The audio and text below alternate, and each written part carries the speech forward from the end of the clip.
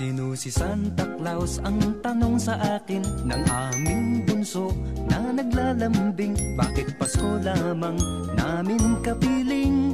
Sino ba si Santa Claus? At ano nga ba ang kahulugan ng pagbibigay ng regalo tuwing Kapaskuhan? Ang pangalang Santa Claus ay hango sa pangalan ni San Nicolas ng Myra. Si San Nicolas ay naging obispo ng bayan ng Myra na matatagpuan ngayon sa bayan ng Turkey. Siya ay kilala bilang patron ng mga kabataan dahil sa kanyang pagiging mapag-aruga at mabait sa mga bata. Siya din ay kilala sa pagiging mapagbigay, lalo na sa mga pulubit na nangangailangan.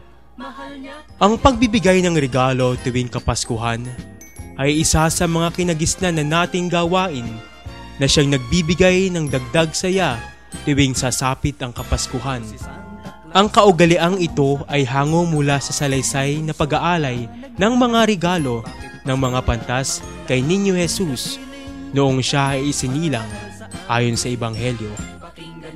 Ngunit si Kristo ang nagdiriwang ng kanyang kaarawan.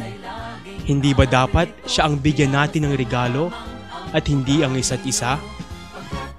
Ang ating pagbibigayan ng regalo at tunay na pagmamahalan ay siyang tunay na kahulugan ng Pasko.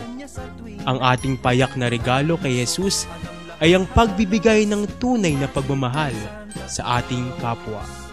Bakit may Santa Claus?